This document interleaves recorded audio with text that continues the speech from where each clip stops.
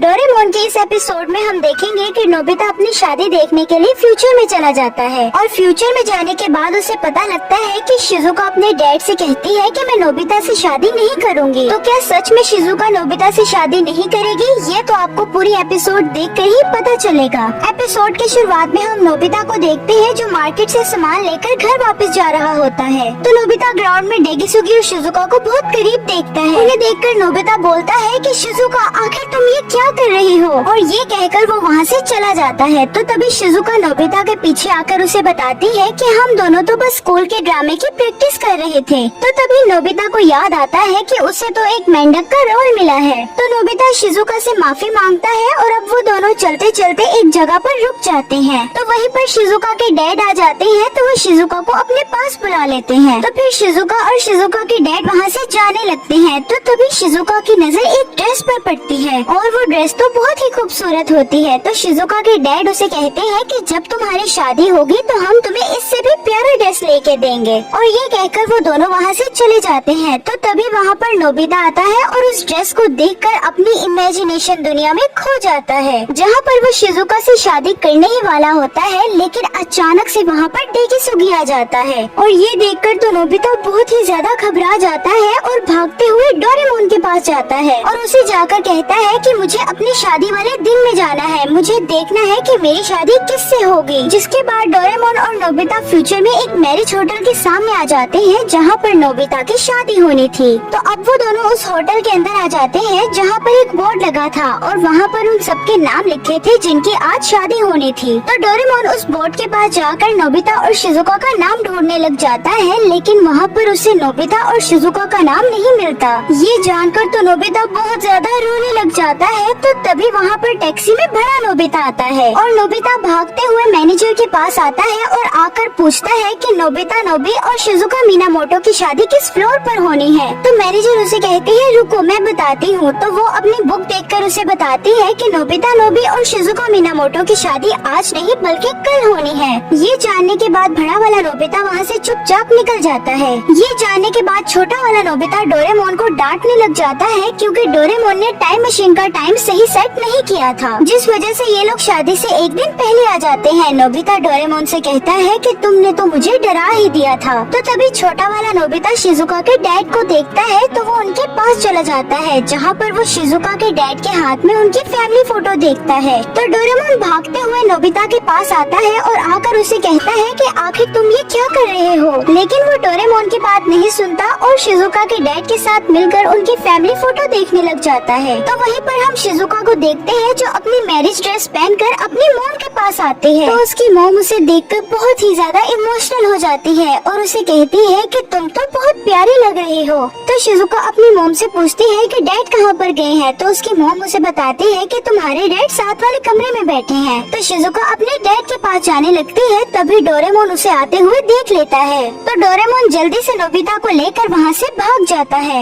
और अब थोड़ी देर बाद शिजुका और उसकी फैमिली उस होटल से चले जाते हैं। तो तभी डोरेमोन और नोबिता भी बैम्बू कॉप्टर की मदद से नोबिता के फ्यूचर घर में आ जाते हैं और वहाँ पर आकर इनविजिबल कैप पहन लेते हैं ताकि उन दोनों को कोई देख न सके। तो अब वो दोनों विंडो से घर के अंदर देख रहे होते हैं जहाँ पर नोबिता की मॉम बड़े वाले नोबिता को डांट रही होती है क्योंकि वो शादी से एक दिन पहले ही मैरिज हॉल चला गया था और नोबिता ने अपने कपड़ों को भी गंदा कर दिया था। तो अब नोबिता उदास होकर अपने डैड के पास बैठा होता है। तो तभी उसके डैड उसे कहते हैं कि नोबिता शायद तुम कुछ भूल रहे हो, आज तो तुम अपने दोस्तों को पार्टी देने वाले थे ना। ये सुनकर तो नोबिता बहुत ही ज्यादा घबरा जाता है और घर से बाहर निकल जाता है और वो भागते हुए अपना टाइम देख रहा होता है कि उसके पास अभी कितना टाइम बचा है। तो डोरेमोन और नोबिता भी उसका पीछा करने लग जाते हैं। तो वहीं पर हम शिजुका को देखते हैं जो अपनी इयरिंग ढूंढ रही होती है जो कि उसने गिरा दी है और बहुत ढूंढने के बाद भी उसे उसकी इयरिंग नहीं मिलती है। तो शिजुका के डैड उसे कहते हैं कि तुमने ढूंढने की बहुत कोशिश की लेकिन वो तुम्हें नहीं मिली, तो शायद कहीं और गिर गई होगी और अब तो शाम भी हो गई है तो हमें यहाँ से चलना चाहिए।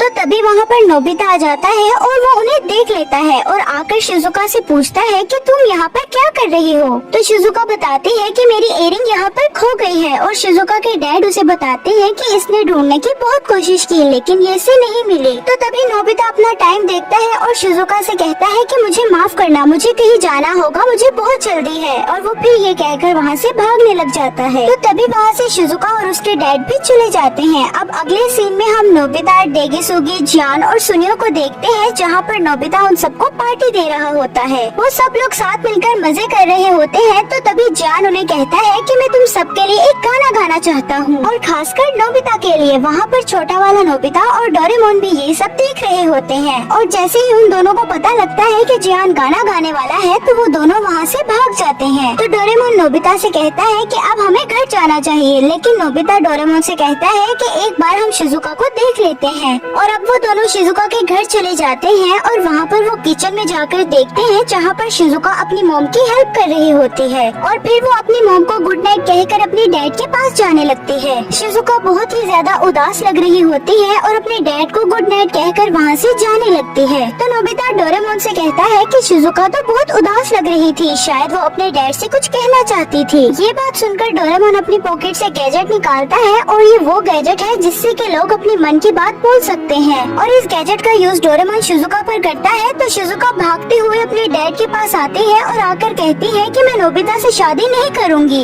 ये सुनकर तो नोबिता को बहुत ही बड़ा झटका लगता है। तो डोरेमोन नोबिता का मुंह बंद करके वहाँ से उसे ले जाता है। तो शिजुका के डैड उसे कहते हैं कि आखिर तुम ये क्या कह रही हो, कल तो तुम दोनों की शादी है। तो शिजुका बताती है कि जब होटल में वो ड्रेस पहनकर मैं आपके सामने आई थी, तो आप मुझे खुश नहीं लग रहे थे। मेरे जाने के बाद आप बहुत ज्यादा दुखी हो जाएंगे, और मैंने आपके लिए कुछ भी नहीं किया है। मैं आपके साथ ही रहना चाहती हूँ, मैं ये घर छोड़कर नहीं जाऊंगी, इसीलिए मैं नोबिता से शादी नहीं करूंगी। ये बात सुनकर शिजुका के डैड उसे कहते हैं कि जिस दिन तुम इस दुनिया में आई थी, वो दिन मेरे लिए बहुत खूबसूरत दिन था। मैं और तुम्हारी मॉम बहुत ही ज्यादा खुश नसीब है कि तुम हमारी जिंदगी में आई। तुम्हारे जाने के बाद तो उदास में हो जाऊंगा, लेकिन जो हमने तुम्हारे साथ यादें बनाई हैं, वो मेरे लिए काफी हैं। तुम्हारे बचपन से बड़े होने तक लेकर सारी यादें हमारे पास हैं। तुमने हमें बहुत ज्यादा खुशी दी है, इतनी खुशी कि शायद ही कोई हमें इतनी खुशी दे पाता।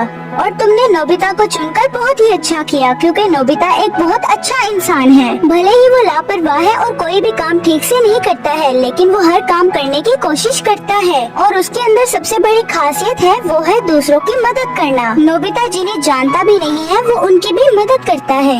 मुझे गर्व है कि तुमने नोबिता को चुना। ये बात सुनकर शिजुका सारी बात समझ जाती है। तो अब दूसरी तरफ हम नोबिता को देखते हैं, जहाँ पर उसकी पार्टी खत्म हो जाती है और वो अपने घर जाने लगता है। और नोबिता सीधा उस जगह पर आ जाता है जहाँ पर शिजुका ने अपनी इयरिंग गिराई थी। तो नोबिता शिजुका की इयरिंग ढूंढने लग जाता है, और इधर शिजुका अपने डैड से बात कर रही होती है। तो वहीं पर हम जियान, सुनियो और डेगीसुगी को देखते हैं, जहाँ पर डेगीसुगी उन्हें स्कूल के एल्बम दिखा रहा होता है, जहाँ पर उन लोगों ने स्कूल टाइम में बहुत ही ज्यादा मस्ती की थी। तो तभी डेगीसुगी एक फोटो देखकर बताता है कि इस प्रोग्राम में मैंने शिजुका से शादी के लिए पूछा था, लेकिन शिजुका ने कोई भी जवाब नहीं दिया था, जबकि उसे वहाँ पर जवाब देना था, क्योंकि वो एक स्नो व्हाइट थी, और वहाँ पर हमारा प्रोग्राम खराब हो गया था। तो डेगीसुगी सुनियो को बताता है कि मुझे तो लगता है कि शुरू से ही शिजुका नोबिता को पसंद करती थी। और अब हम शिजुका को देखते हैं, जो अपने रूम में आ जाती है, और वो विंडो के पास जाती है, तो वहाँ पर उसे कुछ आवाजें सुनाई देती हैं। तो शिजुका बाहर निकलकर देखती है, तो वहाँ पर नोबिता होता है। तो नोबिता शिजुका के पास एक रुमाल फेंकता है, जिसमें शिजुका की इयरिंग होती है। इयरिंग देखने के बाद शिजुका तुरंत ही नोबिता को देखती है, जिसके सारे कपड़े बहुत ही ज्यादा गंदे हो चुके होते हैं, और नोबिता बहुत ज्यादा थक चुका होता है। तो नोबिता चिल्लाते हुए शिजुका से कहता है कि क्या तुम मुझसे शादी करना चाहोगी? तो शिजुका तुरंत ही नोबिता से कहती है हाँ, और ये एपिसोड यहाँ पर ही एंड हो जाती है।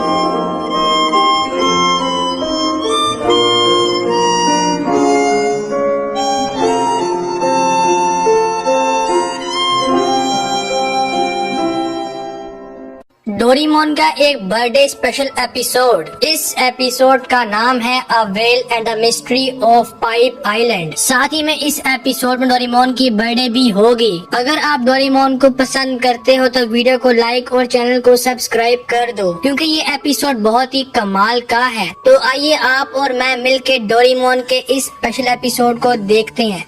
तो एपिसोड के स्टार्ट में हम एक व्हेल को समुद्र में देखते हैं, जो अपने मुंह से एक लेजर को निकालकर एक जगह को तबाह कर देता है। फिर हम नोबिता और उसके डैड को देखते हैं, जहां नोबिता कह रहा था कि मैं भी इस बार हॉलीडेज में बाहर जाना चाहता हूं, लेकिन उसके डैड साइड से निकल जाते हैं। फिर नोबिता डोरेमोन के पास आता है और उससे कहता है कि इस बार मैं भी समर वेकेशंस के लिए बाहर जाना चाहता हूँ, लेकिन बाहर बहुत गर्मी है। डोरेमोन तो एक गैजेट निकाल रहा था जिसका नाम है फिशिंग पॉन्ड सेट, और इस फिशिंग पॉन्ड में ये दोनों फिशिंग करते हैं। तभी नोबिता को याद आता है कि आज डोरेमोन की बर्थडे है। तभी नोबिता के कांटे में एक फिश फंसती है, लेकिन वो एक पत्थर था। जब डोरेमोन उस पत्थर के ऊपर टाइम क्लॉथ रखता है तो वहाँ पर एक फ्लूट टाइप चीज आ जाती है। नोबिता उसको पकड़कर उस फ्लूट को बजाता है तो उसका साउंड एक वेल तक जाता है और वो वेल बहुत तेजी से नोबिता और डोरेमोन के पास आ रही थी। डोरेमोन उस फिशिंग पॉन्ड को बंद कर ही रहा था कि तभी वो वेल उस पॉन्ड से निकलकर घर को तबाह कर देती है। अब बाहर एक आदमी भी था जिसको लगता है कि मैं बहुत थक चुका हूँ। फिर डोरेमोन उस वेल को स्मॉल लाइट से छोटा कर देता है। वो वेल अब छोटी हो गई थी तो नोबिता उस वेल को खाना खिलाता है। तभी वो वेल फ्लाई करना स्टार्ट कर देती है। नोबिता भागते हुए अपने दोस्तों के पास आता है और उनको ये वेल दिखाता है। तभी यहाँ पर डोरेमोन आ जाता है और नोबिता से कहता है ये बहुत ही खतरनाक कंडीशन है, और ये सब उस वेल के साथ नोबिता के घर आ जाते हैं। जहाँ डोरेमोन कहता है कि 7000 साल पहले इस वेल को ओकारिना ने ऐसी वेल्स को बुलाने के लिए इस फ्लूट को बनाया था, पर उसने ये फ्लूट क्यों बनाई ये हमें जानना होगा। फिर सब कहते हैं कि क्यों ना हम 7000 साल पहले जाकर कुछ चेक कर लें। ये सब लोग मान जाते हैं और सब 7000 साल पहले आ जाते हैं, जहाँ पर बहुत सी बिल्डिंग्स थी जिनको देखकर वो हैरान हो जाते हैं। वो वेल भी यहाँ पर पानी में जाना चाह रही थी तो डोरेमोन उसे बिग लाइट से बड़ा कर देता है और उसके ऊपर एक बोट को रख देता है, जिसके ऊपर सब बैठकर उन बिल्डिंग्स के पास पहुँचते हैं। ये सब 7000 साल पहले उस बिल्डिंग्स और वहाँ पर बहुत सारे घरों को देखकर हैरान हो जाते हैं। और डोरेमोन ट्रांसलेशन टूल निकालता है और फिर सब वहाँ के लोगों से बातें कर पा रहे थे। वहाँ के लोग कहते हैं कि हम इस वेल को बहुत देर से ढूंढ रहे हैं, और कहते हैं इस वेल के मालिक का नाम पीटो है जो कि आपको मेन बिल्डिंग में मिलेगा। फिर ये सब हेलीकॉप्टर का इस्तेमाल करके जब उस बिल्डिंग के पास जा रहे थे तभी वहाँ पर कुछ लोग परेशान थे जो कह रहे थे कि कल के अर्थक्वेक के कारण ऊपर एक पत्थर है जो कि हमारे पानी के टैंक में गिरने वाला है, और यहाँ पर पानी ही हमारी लाइफ है। और फिर हम सब वेल के मालिक पीटो को देखते हैं जो कि पानी की पाइपलाइन को ठीक कर रहा था। फिर डोरेमोन और बाकी सब पीटो के पास आते हैं और उनसे कहते हैं कि हम तुम्हारी हेल्प करेंगे। डोरेमोन अपने गैजेट से उस पाइपलाइन को ठीक कर देता है। ऊपर से पत्थर भी पीटो पर गिरने वाला था। डोरेमोन और नोबिता पीटो को बचाते हैं और वो पत्थर टैंक पर गिर जाता है। पीटो कहता है कि हमने पाइपलाइन में एक ऐसा वाटर ऐड किया हुआ था जिससे टैंक मजबूत हो गया और डिस्ट्रॉय नहीं हुआ। और पीटो डोरेमोन और नोबिता को थैंक्स बोलता है। फिर डोरेमोन पीटो को वो फ्लूट देता है। फिर नोबिता कहता है कि हम गोनी नाम की वेल को लेकर आए हैं। पीटो को यह सुनकर शौक लगता है और वो भागता हुआ गोनी के पास जाता है और अपनी वेल से मिलकर काफी खुश होता है। डोरेमोन कहता है कि हम इस वेल को फ्यूचर से पास में लेकर आए हैं। तभी वो वेल अपने मुंह से एक मशीन निकालती है और पीटो उस मशीन को लेकर वहाँ से निकलता है और जाते हुए सबसे कहता है कि मैं रात को तुम्हें इसके बारे में बताऊंगा, और वहाँ से निकल पड़ता है। फिर पीटो की दोस्त डोरेमोन और बाकी सबको शहर की सैर करवाती है और कहती है पानी, गैस और जितनी भी चीजें हैं ये सब पीटो ही कंट्रोल करता है। अब शाम हो जाती है और ये सब पार्टी को एंजॉय करते हैं। यहाँ पर पीटो कहता है कि वो मशीन जो वेल के पास थी वो मशीन डेटा को इकट्ठा करती है, और एक बार जब वो वेल डेटा इकट्ठा कर रही थी तो उसके ऊपर बहुत से पत्थर गिर जाते हैं और वहीं पर गिरकर सो जाती है। और 7000 साल के बाद जब आपने उस फ्लूट को पकड़ कर बजाया तो वेल आपके पास आ गई। वहाँ पर और भी लोग थे जो कहते हैं कि 10 साल पहले ये वेल पीटो को मशीन में लेकर आई थी और उसी की टेक्नोलॉजी से ये सब कुछ बन पाया है, और अब हम सब काफी खुश हैं। और रात को जब ये सो रहे थे तो नोबिता बाहर आकर पीटो को देख लेता है और उसका पीछा करते हुए एक सिक्योरिटी रूम में गिर जाता है, जहाँ पीटो नोबिता को वो मशीन दिखाता है और यहाँ की एनर्जी से पूरा आइलैंड चल रहा था। अब सुबह हो जाती है और वो वेल पीटो के पास डेटा लेकर आती है। जब वो उसको चेक करते तो वो हैरान हो जाता है कि ये आइलैंड तबाह होने वाला है। डोरेमोन और बाकी सब यहाँ पर फुल एंजॉय कर रहे थे। तभी वहाँ पर एक अर्थक्वेक आता है क्योंकि वहाँ पर एक वोल्केनो डिस्ट्रॉय होने वाला था। पीटो के पास एक मशीन थी जिससे वो पूरे आइलैंड को फ्रीज कर सकता है। नोबिता और पीटो उस सिक्योरिटी रूम से बाहर निकलने वाले ही थे कि वो रूम बंद हो जाता है। यहाँ पर डोरेमोन और बाकी सब भागने की कोशिश कर रहे थे, जहाँ पर डोरेमोन सबकी हेल्प के लिए बहुत से गैजेट्स को निकाल लेता है। तभी एक आदमी डोरेमोन के पास आता है और उससे कहता है कि नोबिता और पीटो से कांटेक्ट नहीं हो पा रहा। नोबिता और पीटो उस मशीन से आइलैंड को फ्रीज करने की फुल कोशिश कर रहे थे। नोबिता भी साथ हेल्प करता है और वो लीवर को खींच देते हैं, जिससे पूरा आइलैंड फ्रीज हो जाता है, जिससे वोल्केनो फटने का प्रोसेस भी रुक जाता है। डोरेमोन और वो व्हेल मिलकर नोबिता और पीटो को ढूंढने के लिए निकल पड़ते हैं। डोरेमोन पानी से उस सीक्रेट रूम में जाने का ट्राई कर रहा था। आइलैंड के सारे लोग भी काफी परेशान थे और काफी पैनिक कर रहे थे। डोरेमोन उस व्हेल के साथ एक केव में आ जाता है और वो उस केव की दीवार को तोड़ने का ट्राई करता है, लेकिन वो दीवार काफी मजबूत थी और वो नहीं टूटती।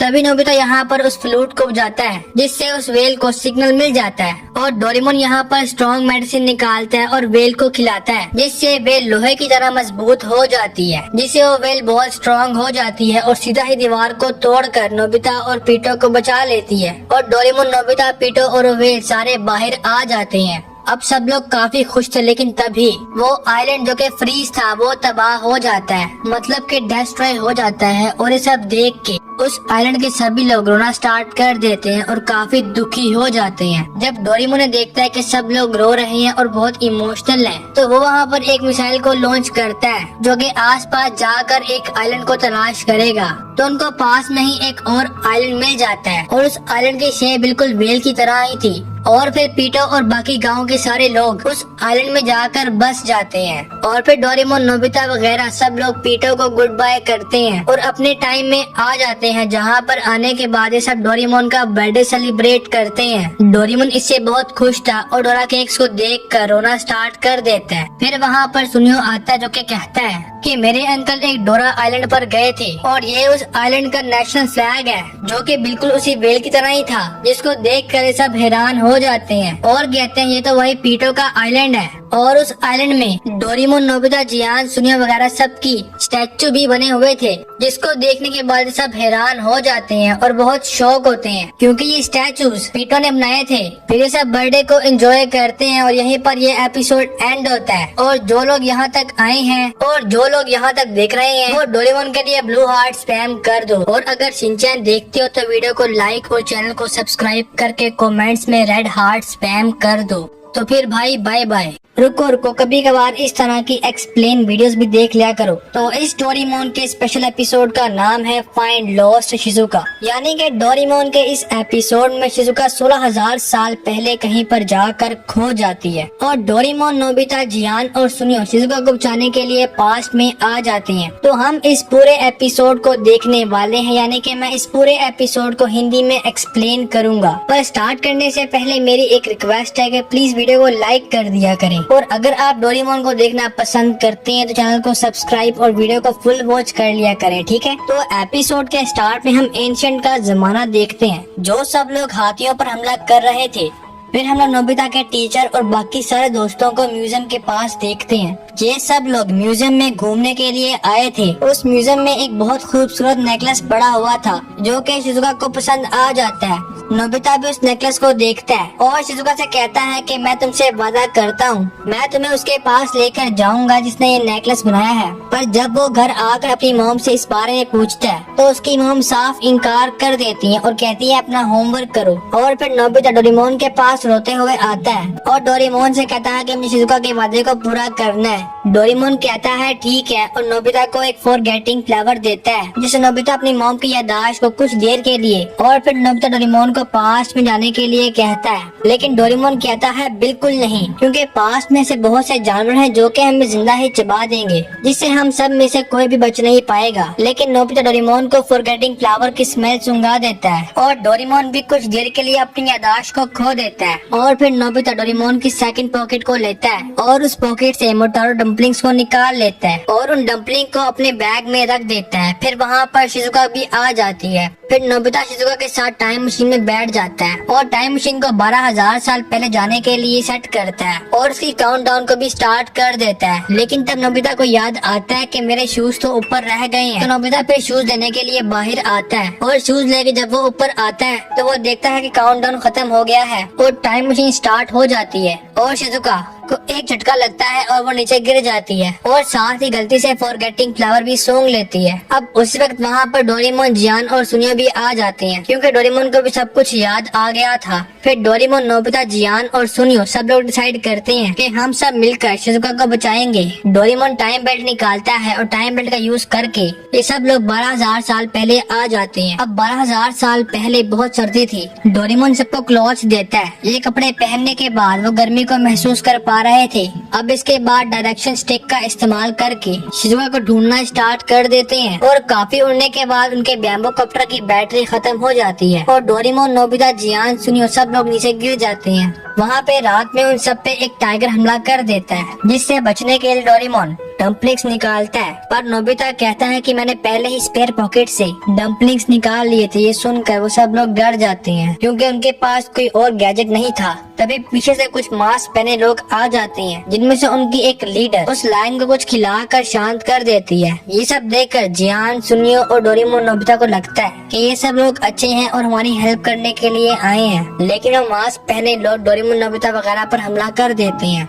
डोरेमोन, नोबिता, जियान और सुनियो वहाँ से भागते हैं और भागते हुए एक नदी में गिर जाते हैं जहाँ पर एक बच्चा था। माफ करना, ये बच्चा नहीं बच्ची है और इस बच्ची का नाम जैगी है। डोरेमोन, नोबिता ट्रांसमिशन टूल का इस्तेमाल करके जैगी से बात करते हैं और उससे शिजुका के बारे में पूछते हैं, लेकिन जैगी कहती है कि मैं इसके बारे में कुछ नहीं जानती। तभी वहाँ पर जैगी की मॉम आ जाती है और उससे कहती है कि गांव में किसी पागल मेहमत ने अटैक कर दिया है। तुम्हारे पापा और विलेज के बाकी लोग उस मेहमत से लड़ रहे हैं। ये सब उस मेहमत के पास जाते हैं। वहाँ गांव के लोग और जैगी के पापा मेहमत से लड़ रहे थे तो डोरेमोन एक गैजेट निकालता है और जियान उस गैजेट को लेकर हाथी पर मार देता है, जिससे वो मेहमत शांत हो जाता है, उनके कंट्रोल में आ जाता है। तभी वहाँ पर मास्क पहने लोग भी आ जाते हैं। नोबिता उनके लीडर से पूछता है कि क्या कोई शिजुका नाम की लड़की तुम्हारे गांव में आई थी, तो उन मास्क वालों के लीडर कोई जवाब नहीं देती, जिससे नोबिता को पता लगता है कि इनको कुछ तो पता है। फिर मास्क वाले लोग वहाँ से निकल पड़ते हैं। अब हम एक बूढ़े आदमी को देखते हैं जो उन मास्क वालों का एडवाइजर था और इस बूढ़े आदमी का नाम जेम्स होता है। जब जेम्स को पता लगता है कि हमारे अलावा कोई और लोग भी हैं जो कि जानवरों को कंट्रोल कर सकते हैं, तो वो उन सब मास्क वालों को उन्हें पकड़ने के लिए कहता है। अब सुबह हो जाती है और डोरेमोन और नोबिता, जियान और सुनियो को उन मास्क वालों के बारे में बता रहे थे। तभी वहाँ पर जैगी आ जाती है और एक लॉकेट नोबिता को देती है जो कि शिजुका को पसंद आया था। और फिर डोरेमोन और नोबिता मास्क वाले लोगों को जानने के लिए उनके इलाके में घुस जाते हैं। डोरेमोन और नोबिता मास्क पहनकर इलाके में घुस जाते हैं। नोबिता को उसका बैग भी मिल जाता है। उस बैग में डम्पलिंग्स नहीं थे, जिससे डोरेमोन को सब कुछ समझ आ जाती है कि वो मास्क पहने हुए लड़की कोई और नहीं है और वो डम्पलिंग की मदद से जानवरों को कंट्रोल कर पा रही थी। अब डोरेमोन और नोबिता इनके बारे में और जानने के लिए गुफा के अंदर घुस जाते हैं, जहाँ पर मास्क पहने लोग और उनका एडवाइजर था जो कि डोरेमोन और नोबिता को पकड़ लेता है और उनके सामने एक टाइगर भी था। तभी जियान, सुनियो और जैगी उस हाथी के साथ मास्क वाले लोगों पर हमला कर देते हैं। ये देखकर जेम्स यहाँ पर शिजुका को लेकर वहाँ से भागता है। डोरेमोन और नोबिता उसका पीछा करते हैं और ये सब एक जगह पर आ जाते हैं, जहाँ पर जेम्स डोरेमोन और नोबिता को कहता है कि 2-3 दिन पहले शिजुका मुझे एक जंगल में गिरी हुई मिली थी, जिसे कुछ भी याद नहीं था। उसके पास एक फ्लावर था और कुछ फल वगैरह पड़े हुए थे। अब उनको देख के पहले तो मैं कुछ समझ नहीं पाया और इसका इस्तेमाल भी जान नहीं पाया, पर कुछ दिन बाद ही मैं सब कुछ जानने लगा और फिर मैंने शिजुका को कबीले का लीडर बनाकर आसपास की जगहों पर कब्जा करना शुरू कर दिया। और इसके बाद वो शिजुका को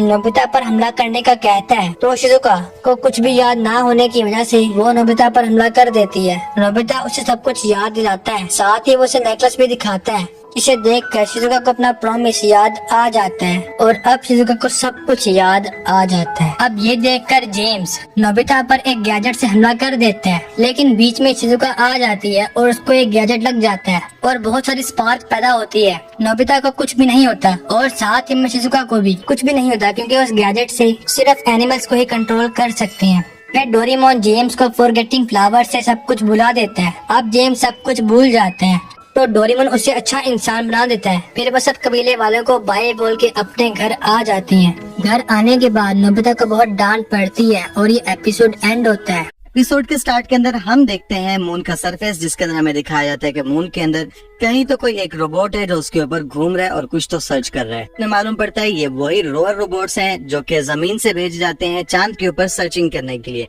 अचानक से इस रोबोट को सामने अपने कुछ दिखता है और वो देखता है कि उस पत्थर के पीछे कुछ तो छुपा हुआ है। वो रोबोट उस पत्थर के पीछे देखने जाता है कि उस पत्थर के पीछे क्या है। इससे पहले कि वो रोबोट देख पाता कि उस पत्थर के पीछे क्या है, अचानक से पीछे सोलर विंड्स आती हैं और उस रोबोट से टकराती हैं, जिससे वो रोबोट बंद हो जाता है। फिर सीन शिफ्ट होता है, हम देखते हैं नोबिता को जो कि भागता फिर रहा होता है कि मुझे स्कूल से देर हो गई। इतने में उसकी नजर पड़ती है टीवी पे, जहाँ पे न्यूज में दिखा रहे होते हैं कि किस तरह से रात को वो घटना हुई जिसके अंदर वो रोबोट्स बंद हो गया। कौन कहता है क्या सच में ये वो चीज है? अभी वो ये सोच ही रहा था कि उसकी मम्मा उसको डांटती है और कहती है तुम जा नहीं रहे। तो वो कहता है अच्छा मैं तो फिर से लेट हो गया, मैं जा रहा हूँ, और वो स्कूल की तरफ भागता है। जैसे स्कूल में जाता है तो बहुत सारे लोग आपस में लड़ रहे होते हैं, सब यही कह रहे होते हैं कि वो एलियन है। तो जिस पे नोबिता कहता है कि तुम्हें मालूम है वो मून रैबिट है, जिसको देख के सब बहुत जोर जोर से नोबिता पे हंसने लग जाते हैं।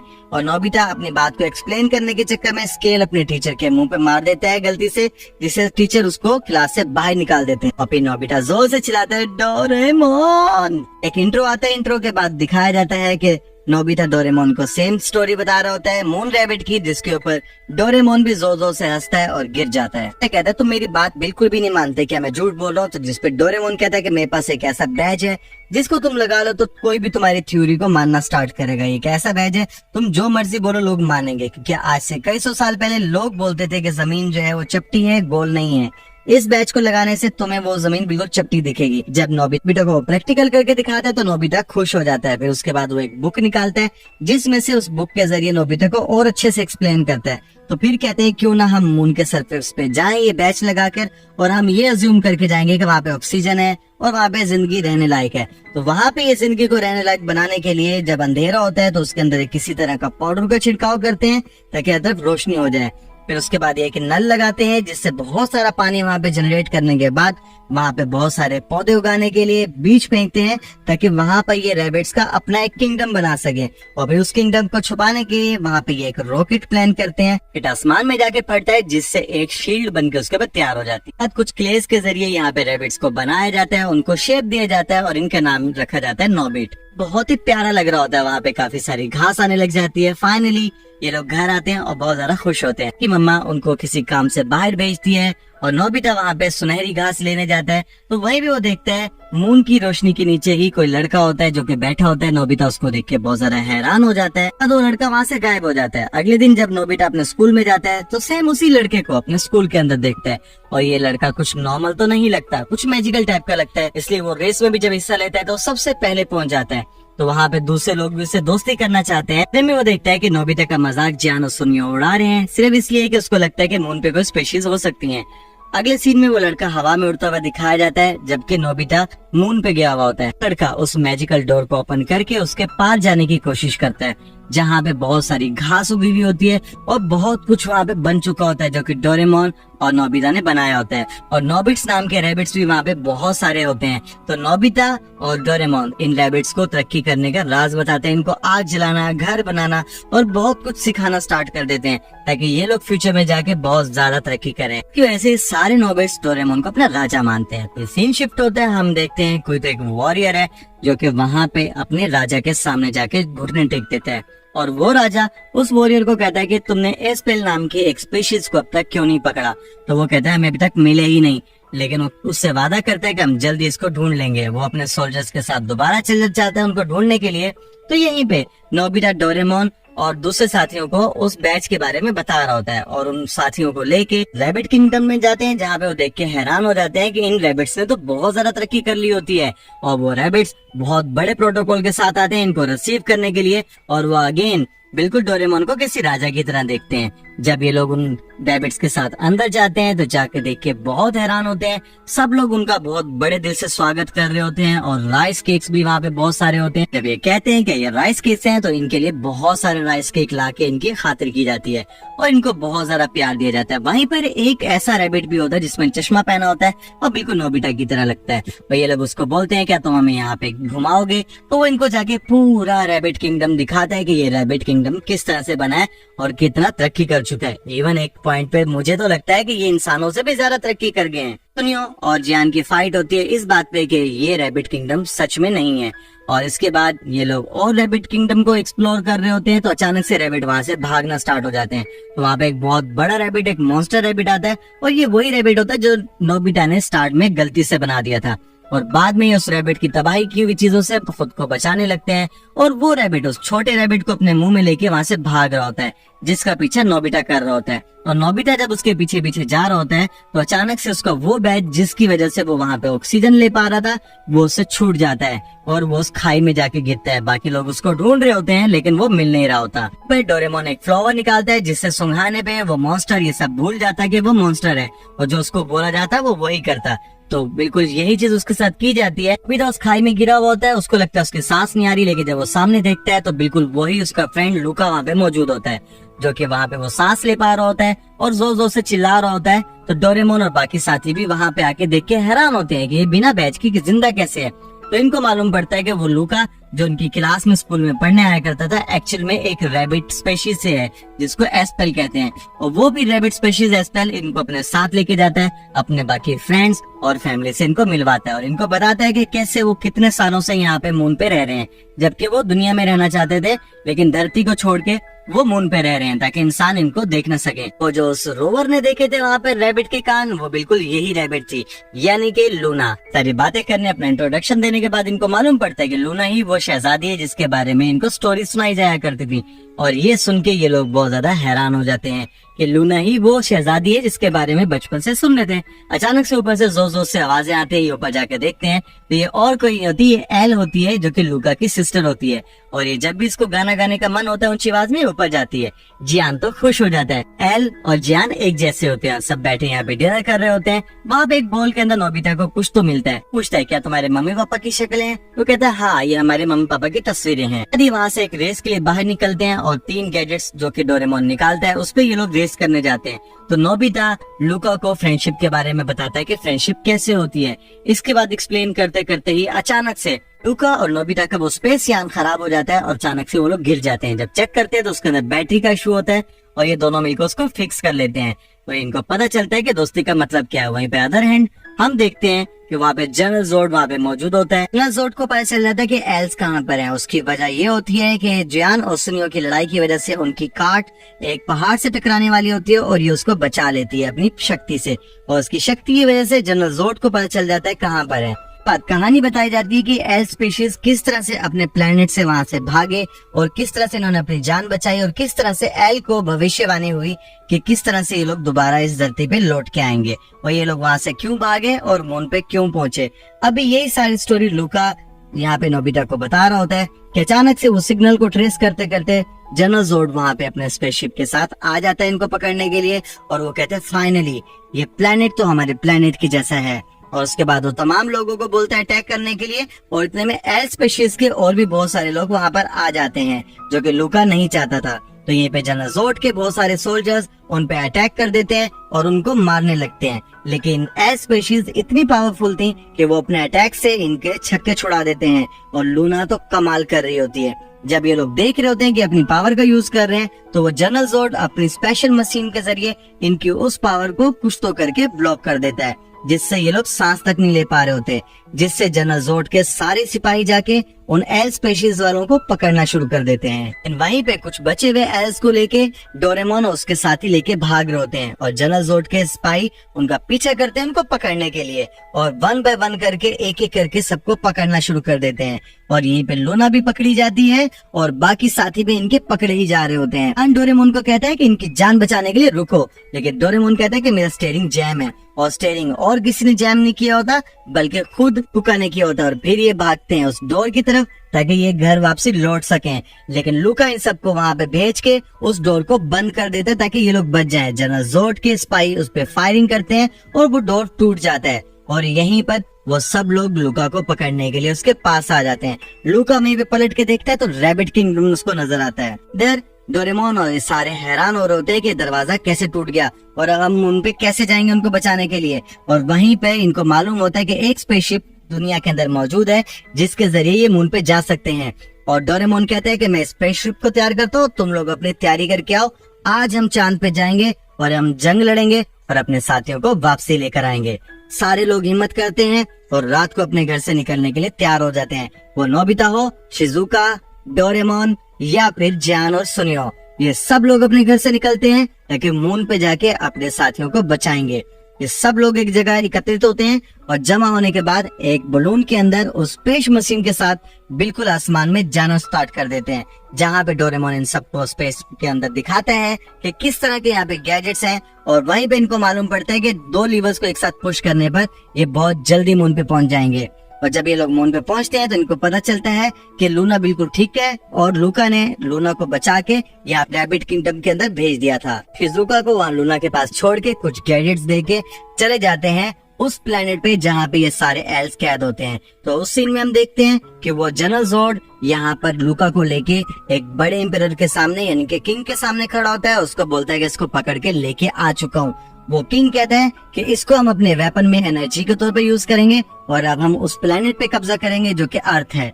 और ये चीज जनरल जोर्ड देख के बर्दाश्त नहीं करता क्योंकि जनरल जोर्ड जनता के साथ लॉयल होता है। तो वो लूका को बचाने के लिए अपने एम्परर से फाइट करना स्टार्ट कर देता है, जिसमें हम देखते हैं कि उस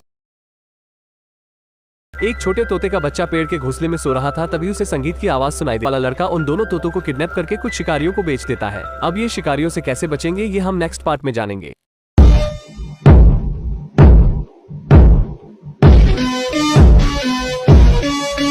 इस जंगल में ये जेब्रा खेल रहे थे और यह इस जगह पर खुशी खुशी रहते थे। उन्होंने अपने चारों तरफ एक कांटे की दीवार बना रखी थी ताकि कोई भी खतरनाक जानवर अंदर न आ सके। इसलिए वहाँ के सभी जेब्रा हंसते खेलते रहा करते थे। लेकिन कुछ समय बाद यहाँ के राजा की पत्नी एक बच्चे को जन्म देती है। फिर सभी जेब्रा उसे देखने जाते हैं। जब बच्चा सबके सामने आता है तो सबके होश उड़ जाते हैं। ऐसे आधे ज़ीब्रा को भला क्या कहते हैं? क्योंकि उस बच्चे के पीछे के हिस्से में जेब्रा जैसी धारियां नहीं होती, इसलिए सारे जेब्रा उसका मजाक उड़ाने लगते हैं और उसे इस झुंड के लिए अपशगुन समझने लगते हैं। वो अपने राजा से कहते हैं कि आपका बेटा इस झुंड के लिए पनौती है और इसकी वजह से हमारे तालाब का पानी सूख जाएगा। सभी जेब्रा को चिंता थी, अगर तालाब का पानी सूखा तो उन्हें इस जगह से बाहर जाना पड़ेगा जहाँ खतरनाक जानवर इनका शिकार कर सकते हैं। अब ये सब सुनकर राजा का बेटा काफी उदास हो जाता है। फिर उसके माता पिता उसे समझाते हैं कि तुम इनकी बातों पर ध्यान मत दो, ये सिर्फ अफवाहें हैं। लेकिन कुछ दिन बाद यहाँ का पानी धीरे धीरे खत्म होने लगता है। अब आगे क्या होगा इसे जानने के लिए आप हमारी वीडियो को लाइक करके सब्सक्राइब कर सकते हैं।